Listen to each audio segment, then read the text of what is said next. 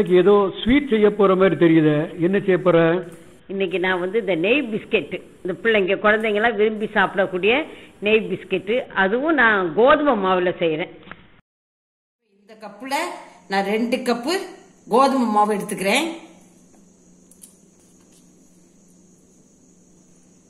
இப்ப இதுலயே நான் சீனி, பொடிச்ச சீனி கூட நான் ஏலக்காயும் போட்டு பொடிச்சு வச்சிருக்கேன். இப்ப அந்த பொடிச்ச சீனியும் இதோட நம்ம கலந்துக்கலாம். பிஞ்சு சால்ட். இப்ப எல்லாம் நம்ம கலந்துக்கலாம். இப்ப நான் அதே கப்ல நெய் எடுத்திருக்கேன். இப்ப இந்த கப்லயே நான் 2 கப்பு கோதுமை மாவு எடுத்திருக்கேன்.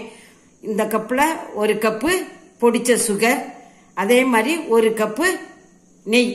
இப்ப அதையும் சேர்த்து நம்ம எல்லாத்தையும் கலந்து நல்லா பிசைஞ்சுக்கலாம்.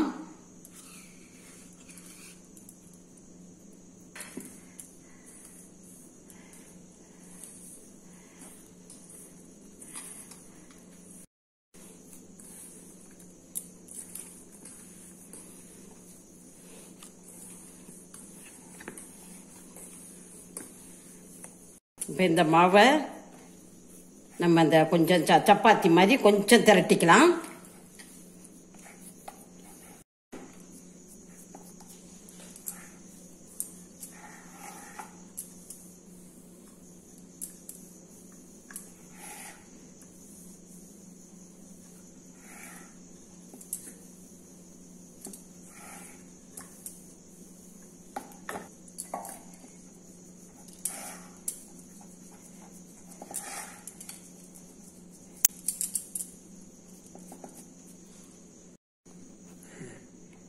இதை நம்ம நேராக கட் பண்ணிக்கலாம்.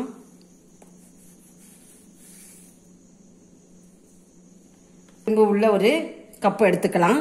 இந்த ஷேப்ல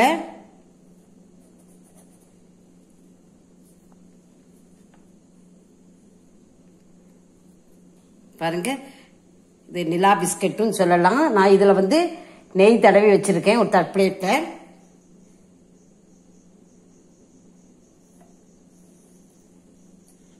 சொல்லு,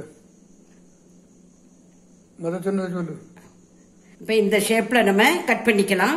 உங்களுக்கு எந்த ஷேப்ல வேணாலும் கட் பண்ணிக்கலாம். நான் இந்த நிலா ஷேப்ல 1/2 மூன் அந்த ஷேப்ல நான் கட் பண்ணியிருக்கேன்.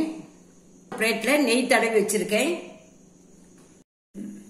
இப்ப நான் இத பிஸ்கெட் ரெடி பண்ணி வச்சுட்டேன்.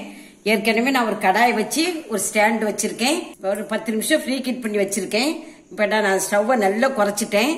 குறைச்சி மெதுவா கையில பற்றாம மெதுவா வைங்க.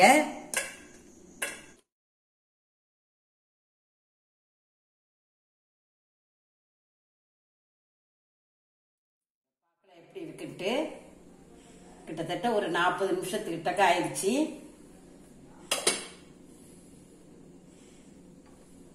பாருங்க, இப்படி நம்ம ஒரு தொட்டு இப்படி குச்சியை வச்சு நம்ம எடுத்தோன்னா கையோட இது ரெடி ஆயிடுச்சுன்னு அர்த்தம். இப்ப நம்ம இத பிளேட்டை எடுத்துக்கலாம்.